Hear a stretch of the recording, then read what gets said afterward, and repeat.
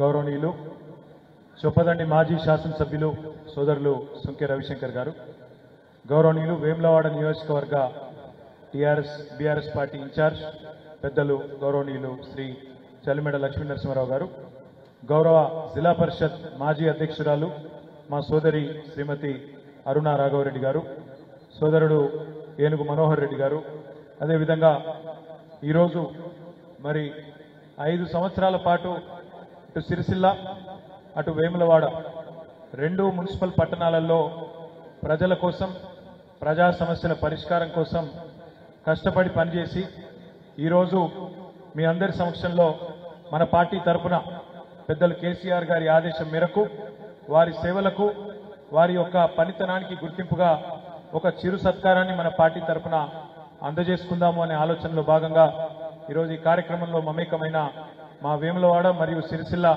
పట్టణ municipal కౌన్సిలర్లకి, municipal cooperation సభ్యులకి, Sircilla municipal chairperson సోదరి శ్రీమతి జిందం కళా చక్రపాణి గారు, అదేవిధంగా వేములవాడ మున్సిపల్ చైర్పర్సన్ సోదరి శ్రీమతి రామతీర్థపు మాధవి రాజు గారు, అదే మాదిరిగా ఇక్కడ వైస్ చైర్పర్సన్ గారు శ్రీనివాస్ గారు, మంచి శ్రీనివాస్ గారు, అదేవిధంగా మిగతా మిత్రులందరికీ పేరు పేరున హృదయపూర్వకంగా నమస్కారం, హృదయపూర్వకంగా మీ అందరికీ ధన్యవాదాలు ఈ కార్యక్రమంలో పంచుకున్నందుకు. మున్సిపాలిటీకి సంబంధించి సాధారణంగా ఒక మాట చెప్తా ఉంటారు ఉర్దూలో, బల్దియా అంటారు మున్సిపాలిటీని. కానీ బల్దియా అంటేనే ఖాయా పియా చల్దియా, అంటే తిన్నామా, చాయ్ ఏదో బిస్కెట్ తిన్నామా, చాయ్ తాగినామా, పోయినామా అన్నట్టుంటుంది తప్ప ఖాయా పియా చల్దియా తప్ప బల్దియాలో ఏం పని కాదు అనే ఒక అర్థం వచ్చేటట్టు దాని గురించి అట్లా గతంలో చాలా చిన్నగా మాట్లాడుతున్నారు. కానీ పెద్దలు కేసీఆర్ గారి నేతృత్వంలో మన పార్టీ తెలంగాణ రాష్ట్రం ఏర్పడ్డ మొట్టమొదటి రోజే అధికారంలోకి వచ్చిన తర్వాత ఒక ప్రణాళిక ప్రకారం పల్లె కానీ పట్టణం కానీ అభివృద్ధి చేసుకోవాలి, ప్రణాళికబద్ధంగా ఒక పల్లెలో ఏమేమి సౌలతులు ఉండాలి, పట్టణంలో ఏమేమి సౌలతులు ఉండాలని చెప్పి ప్రభుత్వమే ఆలోచించి విధులు మాత్రమే గుర్తు చేయడం కాకుండా నిధులు కూడా సమకూర్చి, అంటే ఇటు మున్సిపల్ కౌన్సిలర్లకు కానీ అటు సర్పంచ్లకు కానీ చెట్లు నాటు నుంచి మొదలు పెడితే పారిశుద్ధ్యం, ఇంటింటికి మంచినీళ్ళు ఇచ్చుడు, పార్కులు, స్ట్రీట్ లైట్స్, పల్లె ప్రకృతి వనాలు, పట్టణ ప్రకృతి వనాలు, డంపింగ్ యార్డులు, శ్మశాన వాటికలు, ఈ రకంగా బ్రహ్మాండంగా ఎట్లా ప్రణాళికబద్ధంగా పనిచేయవచ్చునో మొత్తం భారతదేశానికి చూపెట్టింది ఖచ్చితంగా తెలంగాణ రాష్ట్రం అని ఘంటాపదంగా ఇవాళ మనందరం గర్వంగా చెప్పొచ్చు. నేను చెప్పేదేదో ఊరికేనే మన డబ్బా మనం కొట్టుకోవడం కోసం చెప్తలేదు. కేంద్ర ప్రభుత్వం మనకిచ్చిన అవార్డులే దానికి నిదర్శనం అనే మాట నేను మీకు గుర్తు చేస్తా ఉన్నా. మీకు తెలుసు, తెలంగాణ జనాభా భారతదేశంలో మొత్తం దేశ జనాభాలో చూసుకుంటే 3% కంటే తక్కువ, 3% కంటే తక్కువ జనాభా భారతదేశంలో తెలంగాణ.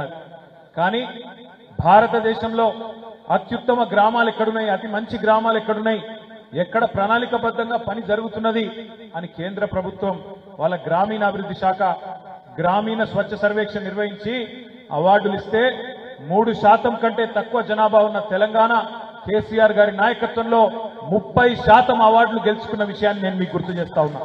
అంటే ఎక్కడ 3% జనాభా, ఎక్కడ భారతదేశం మొత్తానికి ఆదర్శంగా 30% అవార్డులు, ఒక్కసారి మీరు యాడ్ చేసుకోండి. అట్లాగే పల్లెలు మాత్రమే కాదు, పట్టణాలలో కూడా భారతదేశంలోనే 2వ అతిపెద్ద సంఖ్యలో అవార్డులు, మనకంటే 3.5 రెట్లు పెద్దగుంటది మహారాష్ట్ర. ఆ మహారాష్ట్ర తర్వాత వాళ్ళకి 28, 29 అవార్డులు వస్తే 26 అవార్డులు అత్యుత్తమ మున్సిపాలిటీలకు గెలుచుకొని భారతదేశానికి ఆదర్శంగా పట్టణాభివృద్ధిలో కూడా నిలబడ్డది మన తెలంగాణ కేసీఆర్ గారి నాయకత్వంలో. ఇదేదో మాటలతోనో, ఊకదంపుడు ఉపన్యాసాలతోనో, లేదా చిల్లర మల్లర బజారు భాషతోనో కాలేదు. ఒక ప్రణాళికబద్ధమైన అభివృద్ధి, ఒక ఆలోచనతో ఉన్న ముఖ్యమంత్రి, ఆయన విజన్కు అనుగుణంగా మరి పనిచేసిన మున్సిపల్ చైర్మన్లు, కౌన్సిలర్లు, అదేవిధంగా గ్రామ పంచాయతీ సర్పంచులు, ఎంపీటీసీలు, వార్డు మెంబర్లు, ఉప సర్పంచులు, ఎమ్మెల్యేలు, జెడ్పీటీసీలు అందరూ కలిసికట్టుగా సమిష్టిగా పనిచేస్తే ఇది సాధ్యమైంది తప్ప, జిల్లా పరిషత్ చైర్మన్లతో సహా అందరం కలిసికట్టుగా పనిచేస్తే సాధ్యమైంది తప్ప ముఖ్యమంత్రి గారు పైన కూర్చొని నోట్లకెళ్ళి ఒక మాట అనగానే అది జీవో అయిపోదు. ముఖ్యమంత్రి గారు ఒక డైలాగ్ కొట్టంగానే ఇక్కడ రోడ్లు పరిశుభ్రం కావు. ముఖ్యమంత్రి గారు ఒక ఉపన్యాసం చెప్పంగానే ఇక్కడ నీళ్లు పొంగుకుంటూ రావు. ఇవన్నీ కావాలంటే పనితనం ఉండాలి, పని చేసే తెలివి ఉండాలి. అది కేసీఆర్ గారికి ఉన్నది కాబట్టే 9.5 సంవత్సరాలలో బ్రహ్మాండమైన కార్యక్రమాలు చేసినాం. ఇప్పుడే సోదరి మాధవి చెప్పింది, సరిగ్గా 2014కు ముందు వేములవాడ గాని సిరిసిల్ల పట్టణాలు గాని పరిస్థితి ఏందో మీరే యాద్ చేసుకోండి. నేను 2009లో మొట్టమొదటిసారి ఎమ్మెల్యే అయినా సిరిసిల్లకు. నాకు యాదుకున్నది, ఎండాకాలం వచ్చిందంటే భయం అవుతుండే. ఎండాకాలం వచ్చిందంటే ఊళ్ళలో పోవాలంటే భయం, పట్టణంలో తిరగాలంటే భయం. ఎందుకు? ఎక్కడ పోతే అక్కడ బిందెలు అడ్డం పెడుతురు, ఎక్కడ పోతే అక్కడ కుండలు అడ్డం పెడుతురు, లొల్లి లొల్లి ఉంటుండే. ఎందుకు? మంచినీళ్ళు లేవు, ట్యాంకర్లు. నాకు యాదుకున్నది, నేను మొదటిసారి ఎమ్మెల్యే అయినప్పుడు నా సొంత ఖర్చులతోని 4-5 ట్యాంకర్లు పెట్టి, లారీలు పెట్టి ట్యాంకర్లు పెట్టి సొంత ఖర్చులతోని ఆ రోజు గల్లీ గల్లీకి నీళ్లు వేయాల్సిన పరిస్థితి వచ్చింది. సొంత ఖర్చులతో మోటార్లు బోర్లేపించినాం ఆనాడు 2009 నుంచి 14 వరకు. అప్పుడున్న ప్రభుత్వం, కాంగ్రెస్ ప్రభుత్వం పట్టించుకోకపోతే ఇక్కడున్న ఎమ్మెల్యేలం సొంత ఖర్చులతోని పైసలు పెట్టుకొని మరీ పనిచేసినాం. కానీ 14లో ఎప్పుడైతే తెలంగాణ వచ్చిందో 14 నుంచి 23 డిసెంబర్ వరకు దాదాపు 9.5 సంవత్సరాలు మనం ఎన్నడూ ఇది కాంగ్రెస్ కౌన్సిలర్ వార్డు, ఇది టీఆర్ఎస్ కౌన్సిలర్ వార్డు అని చూడలే. సంకుచిత రాజకీయం చేయలే. ఎక్కడ ఉన్న ప్రజలు మన వాళ్ళే, వాళ్ళకు మేలు చేయాలని చూసినాం. ఆ రకంగానే పనిచేసినాం కాబట్టే ఇవాళ వేములవాడ అయినా సిరిసిల్ల అయినా రాష్ట్రంలోని 142 మన హయాంలో ఉన్న మున్సిపల్ పట్టణాలు అన్నిటినీ కూడా సమదృష్టితో చూసినాం కాబట్టే ఇలా మీరు కరీంనగర్ పోయినా అద్భుతంగా కొత్తదనం కనబడుతుంది. చొప్పదండి, దాన్ని రవిశంకర్ గారు చిన్న గ్రామ పంచాయతీని మున్సిపాలిటీ చేసింది. ఒకరోజు నా దగ్గరకు వచ్చి డబ్బులు అడిగింది, అన్న నాకు రోడ్డుకు మధ్యలో డివైడర్ కావాలి, లైట్లు పెట్టాలి, పైసలు కావాలన్నాడు. ఆడునే పైసలు లేవని నేను చెప్పి ఎలగొట్టినా. ఆయన ఊకోలే, కేసీఆర్ గారి దగ్గర పోయిండు. సార్ రామన్న పైసలు లేవంటుండు, మరి ఏం చేయాలని అడిగిండు.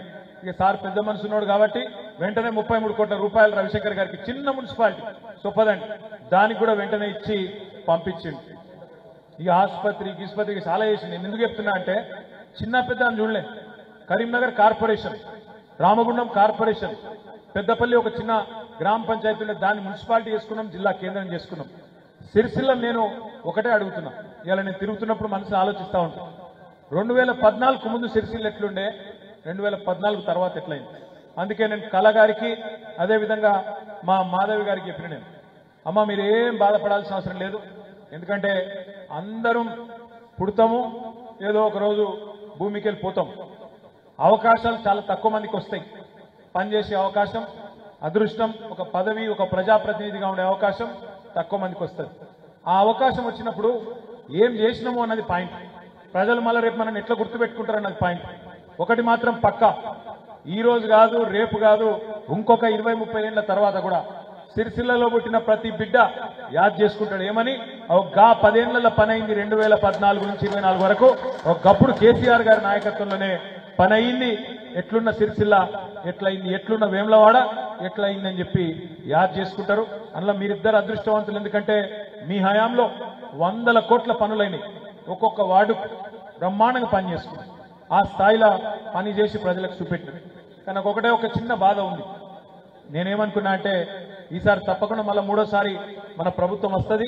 2వసారి నా మీద చాలా ఒత్తిడి ఉండే. చక్రపాణి గారు నా ఎంబడబడ్డాడు, అన్న మనం అండర్ గ్రౌండ్ డ్రైనేజ్ చేయాలి. నేనేమన్నా అంటే వద్దు చక్రన్న ఇప్పుడు చేయకు, ఎందుకంటే నేను కరీంనగర్లో చూసిన ఒకసారి రోడ్లు తవ్వితే మళ్ళా 6-7 ఏళ్లు పట్టింది. అట్లయితే ప్రజలు తిట్టుకుంటారు, 5-6 ఏళ్లు మనకు మంచిది కాదు, మళ్ళా అంత మురికి అవుతుంది, వద్దు, 3వసారి గెలిచినాక బ్రహ్మాండంగా చేసుకుందాం, అప్పటిదాకా జర ఆగు అని చెప్పి ఆపిన. సరేగా మన దురదృష్టం, ఈ కొత్త ప్రభుత్వం కొత్త నిధులు ఇచ్చుడు కాదు, ఉన్న నిధులనే ఆపేస్తాను. వీళ్ళు ఎంత పిచ్చోళ్ళు అంటే, సిరిసిల్ల ప్రజల మనసు గెలవాలంటే, వేములవాడ ప్రజల మనసు గెలవాలంటే కేసీఆర్ గారు ఇచ్చిన దానికంటే ఎక్కువ చేయాలి కదా. కేసీఆర్ చేసిన దానికంటే ఎక్కువ పని చేసి ఇగో మేము ఆయన కంటే బాగా చేసినామని చెప్పుకోవాలి. కానీ వీళ్ళు ఎట్లున్నారు, ఉన్న గీతను చెరిపేసే ప్రయత్నం చేస్తాను. నేను అధికారంలో ఉండగా చివరి 6 నెలల్లో మన మున్సిపల్ చైర్మన్ గారి విజ్ఞప్తి మేరకు సిరిసిల్ల పట్టణానికి ప్రత్యేకంగా, ఎందుకంటే మున్సిపల్ మంత్రిగా నేనే ఉన్నా కాబట్టి, ఒక 40 కోట్లు మంజూరు చేసినాం. ఆఖరిలో చిన్న చిన్న పనులుంటే వార్డులలో దెబ్బదెబ్బన చేద్దామని చెప్పి మంజూరు చేసినాం. ఈ ప్రభుత్వం వచ్చినాక, కాంగ్రెస్ ప్రభుత్వం వచ్చినాక ఎంత కుత్సితమైన బుద్ధి అంటే, ఎంత చిన్న మనసు, ఎంత కురుస బుద్ధి అంటే, ఆ 40 కోట్లను కేవలం సిరిసిల్ల కాబట్టే పక్కకు పెట్టేసింది.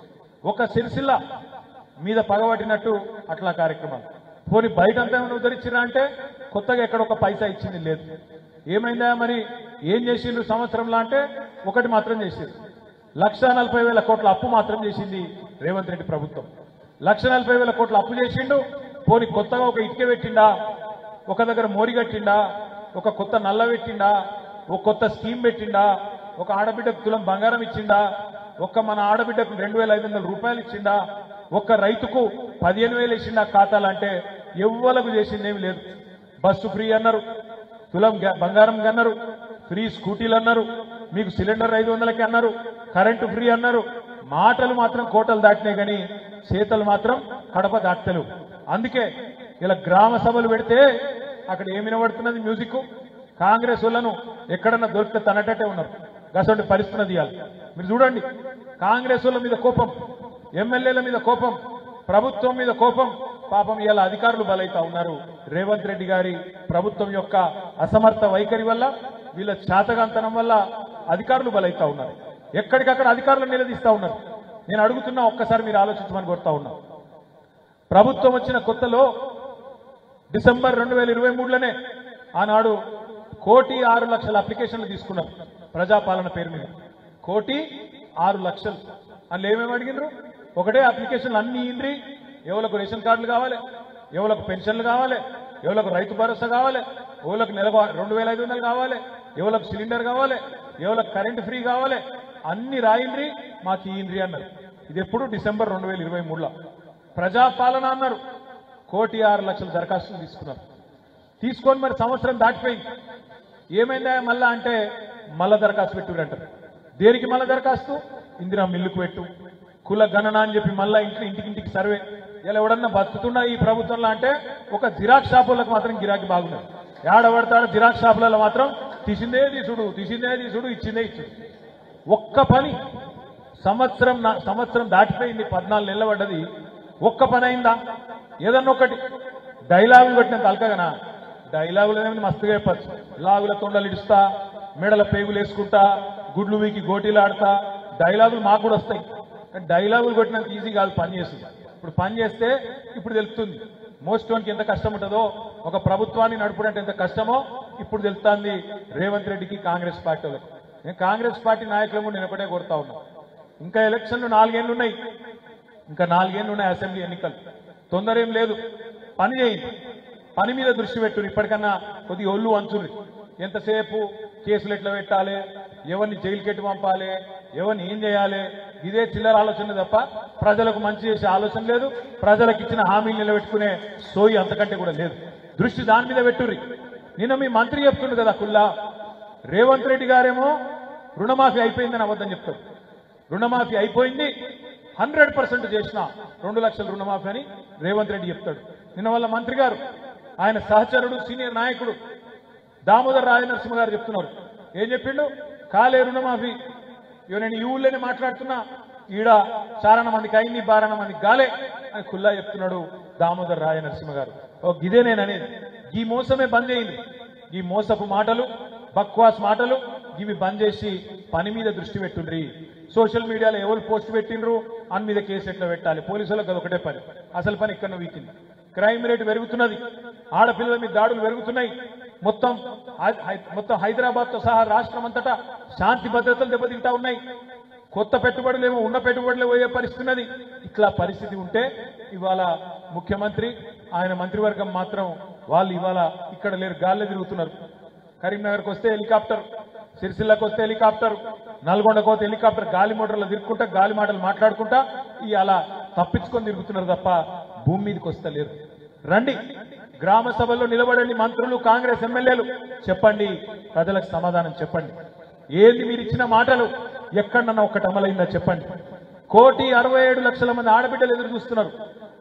18 ఏళ్లు నిండిన ఆడబిడ్డలు మన రాష్ట్రంలో 1,67,00,000 మంది ఉన్నారు. వాళ్ళందరూ ఎదురు చూస్తున్నారు. ఎప్పుడు చాలా అవుతుంది మహాలక్ష్మి, ఎప్పుడు పడతాయి నెలకు 2,500 అని చెప్పి వాళ్ళందరూ ఎదురు చూస్తున్నారు. 100 రోజుల్లో ఇస్తామని మీరే చెప్పిండ్రు, మేము అడగలే. మీరే చెప్పిర్రు 100 రోజులు ఇస్తామని. మరి 100 రోజులు కాదు, ఇప్పుడు 400 రోజులు అయింది, 400 రోజులు దాటిపోయింది.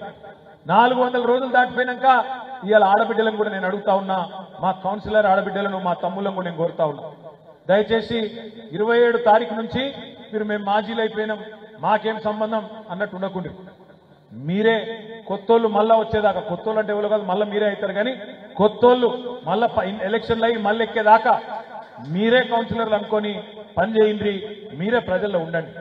మనకు అధికారం ఒక్కటే పోయింది, అభిమానం పోలే.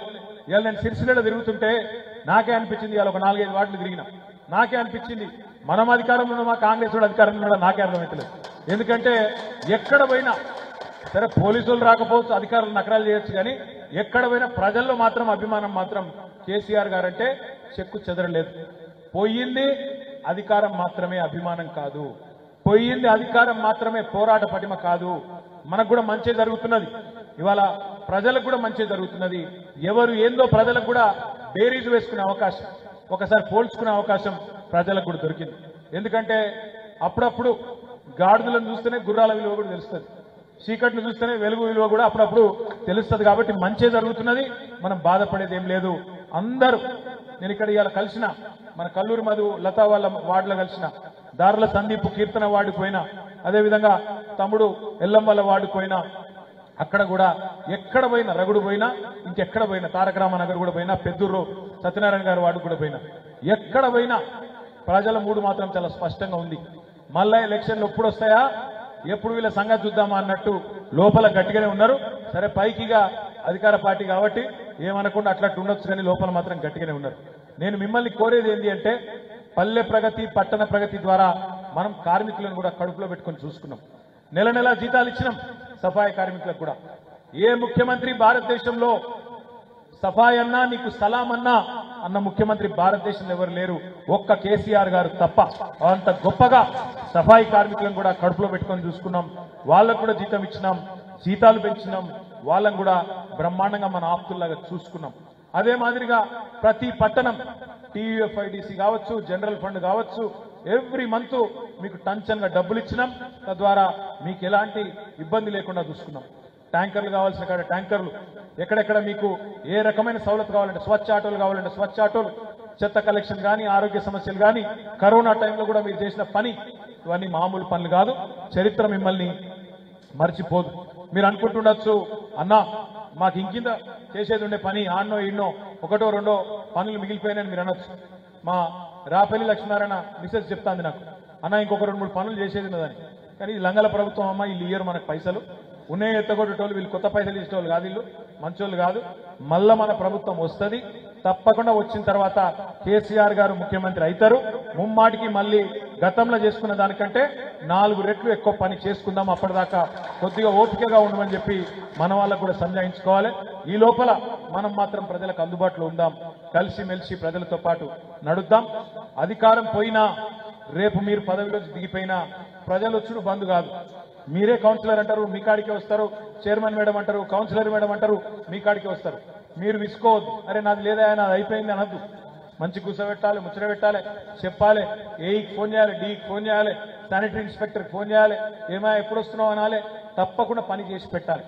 నాయకులుగా, ప్రజాప్రతినిధులుగా, ప్రజల చేత అభిమానం పొందిన వాళ్ళుగా అది మన బాధ్యతగా మనం తీసుకోవాలని చెప్పి కూడా మీకు తెలియజేస్తూ, నిజంగా కూడా నేను మళ్ళీ చెప్తా ఉన్నాను, వేములవాడ, సిరిసిల్ల ఈ 2 పట్టణాలు 2014 ముందు ఎట్లుండే, ఇలా 2025 ఎట్లున్నాయో మీరే గుండె మీద చేసుకొని మీరే ఆలోచించండి. మీరంతా ఇక్కడ పుట్టి పెరిగిన వాళ్ళు, మీకు తెలుసు నాకంటే బాగా. ఈ రోజు ఎట్లున్నాయి, ఆ రోజు ఎట్లుండే యాద్ చేసుకోండి, ప్రజలకు కూడా యాద్ చేయండి. తప్పకుండా ఈ 10 ఏళ్లలో జరిగిన పనే మన పనితనానికి గీటురాయి అనే మాట ఖచ్చితంగా చెప్పండి. తిరిగి ప్రజాభిమానం పొంది ఈ 2 పట్టణాలే కాదు రాష్ట్రం అంతటా కూడా మళ్ళీ మన వాళ్ళందరూ బ్రహ్మాండమైన మెజారిటీతో తిరిగి గెలిచి రావాలని మనస్ఫూర్తిగా ఆకాంక్షిస్తూ, మరి ఈరోజు పెద్ద ఎత్తున తరలి వచ్చిన మా ఆడబిడ్డలకు, అన్నదమ్ములందరికీ కూడా హృదయపూర్వకంగా పేరు పేరున నమస్కారాలు తెలియజేస్తూ, జై తెలంగాణ, జై కేసీఆర్, థ్యాంక్ యూ.